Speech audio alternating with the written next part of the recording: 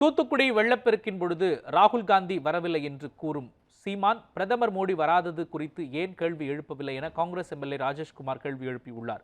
இது தொடர்பாக அவருடன் நமது செய்தியாளர் ரமேஷ்குமார் நடத்திய கலந்துரையாடலை தற்பொழுது பார்க்கலாம். தமிழக காங்கிரஸ் கமிட்டியின் சட்டப்பேரவை குழு தலைவர் திரு ராஜேஷ்குமார் நம்மோடு இணைகிறார். அவரிடம் சில கேள்விகளை முன்வைக்கலாம். சார் வணக்கம்.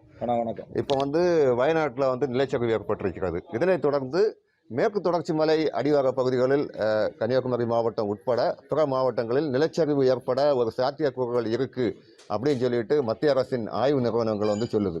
அப்படி இருக்கும் பொழுது மாவட்டத்தில் நம்ம எந்த மாதிரி ஒரு முன்னேற்பாடு நடவடிக்கை எடுத்துருக்கோம் சார்?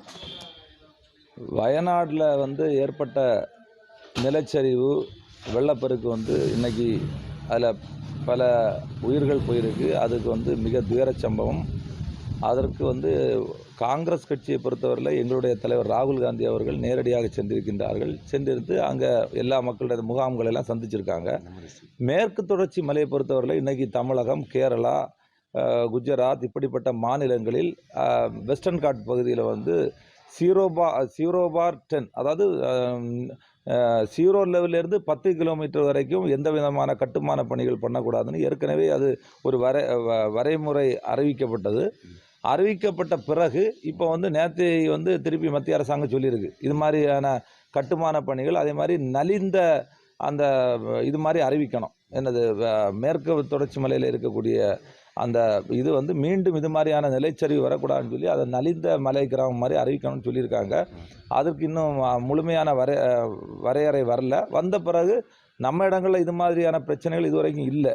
இருந்தாலும் இதை அந்த எக்கோ சென்சிட்டிவ் ஜோன் சூழியல் அதிர்வு தாங்கும் மண்டலம் மாதிரி இப்போவும் இருக்குது. ஆனால் அதை முழுமையாக பாதுகாக்கப்பட வேண்டும் என்று தான் எங்களுடைய.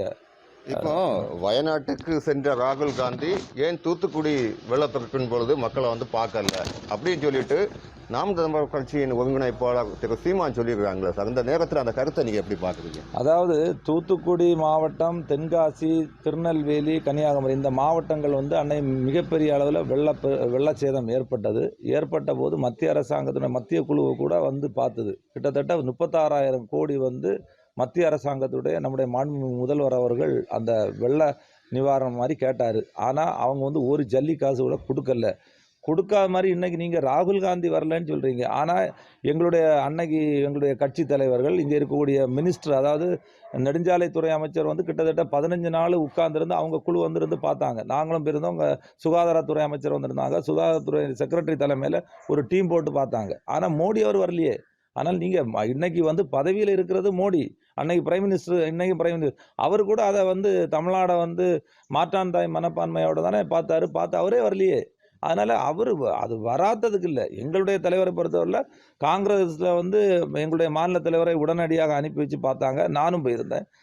அங்கே என்னென்ன பணிகள் மேற்கு தமிழக அரசு முழுமையாக வெள்ள நிவாரண பணிகளை முழுமையாக ரோடு கட்டாச்சு, பல பிரச்சனைகள் ஏற்பட்டதை அதுக்கான பல கோடி ரூபாய்கள் தமிழக அரசு இன்னைக்கு அங்கே அதிகமாக ஒதுக்கி இன்னைக்கு அந்த பணிகள் நடைபெற்று வருகிறது. நீர்வளத்துறையாக இருக்கட்டும், மாநில நெடுஞ்சாலைத்துறையாக இந்த பணிகள் தொடர்ந்து நடைபெற்று வருகிறது.